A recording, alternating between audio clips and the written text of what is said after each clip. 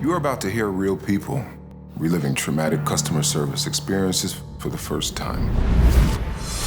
What you're about to see is not a news broadcast. These are honest portrayals of real online reviews. Be ready to see humanity at its worst.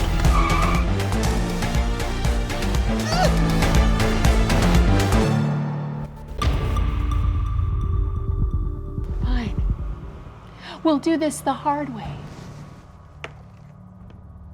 In about 5 minutes when this heats up. Crafting. It's supposed to be a way to unwind. But as one woman found out, the pursuit of crafting can wind up being a perilous endeavor.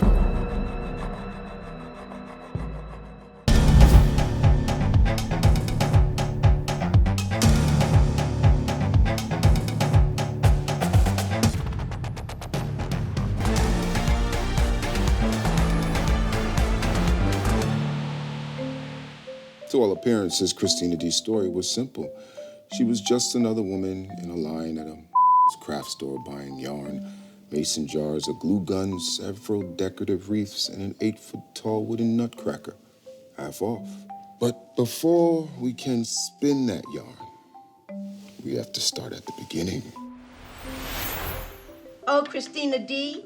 She enjoyed crafts ever since she was a baby. You've never seen a child happier than when lying on a basket of yarn. And then she got her dream job as a part-time sales associate at the big one, next to the Gallatin Mall. She was so happy. I met Christina when we both got a job at the local you know, the nice one, by the mall. What would I do without you? What would I do? Stop it. I couldn't find the aisle. Stop. Oh my. We all looked up to her. No matter what, she always had a smile on her face. She always knew what aisle the yarn was in. Always. She changed after that day. Back in May 2019, Christina was driving home from work when she saw a different in another neighborhood. She thought it would be an easy errand. I was just coming in to buy a couple of things for my holiday display. And I knew the second I walked through the door that something was really wrong. Hi. Excuse me. I was wondering if... Okay. Ma'am? Hi. I wanted to ask you, do you know where the yarn is? Firstly, not one employee greeted me when I walked through the door. Secondly, there was just this middle-aged employee just walking around. He never asked me if I needed help or greeted me, but he did conveniently happen to be in every aisle that I was browsing. It was very annoying. I don't like to feel watched while I'm shopping. Christina's experience didn't paint a pretty picture so far, but things were about to go from bad to worse. The cashier was flabbergasted after I presented my employee card. You can't surprise me like this at the end of the transaction. She looked like she was gonna cry. I'm not kidding. I'm so sorry, ma'am. I can't accept this employee card. It's expired. But I'm an employee of this organization. Do you really need it? Yes, I really need it. Don't make me have to print out a receipt. Please, I have cats at home that depend on me.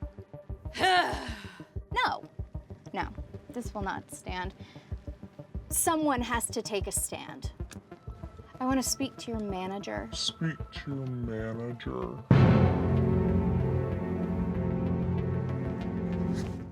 What is it?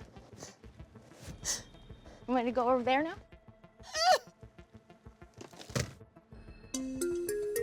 And the unprofessional manager, or whatever she was, she just started interrogating me.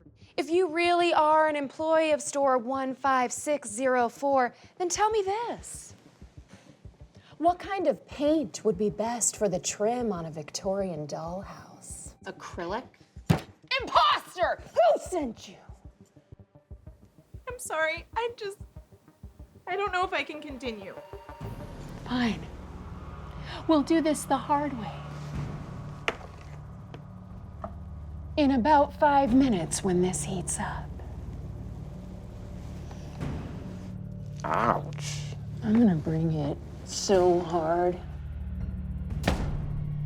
Oh, God! After that, she lost her employee card. That's 10% off. It all adds up. She lost everything. Her pride, joy, employee card, all ripped away in one cruel act. But the biggest cruelty ripped away? Her sparkle.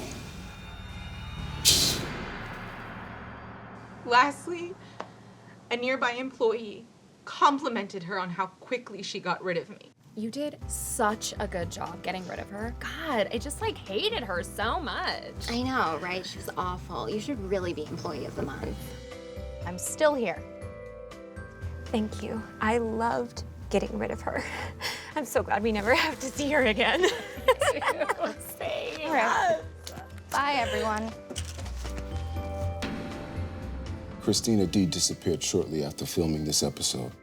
Was she a victim of foul play, or did she take off? Perhaps you can solve the mystery.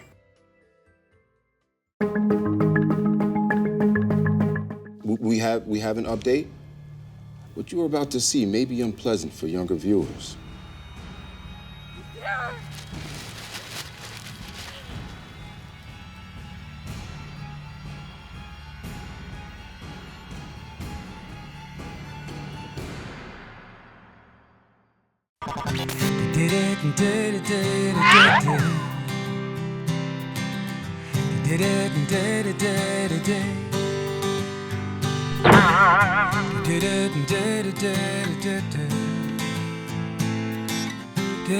Did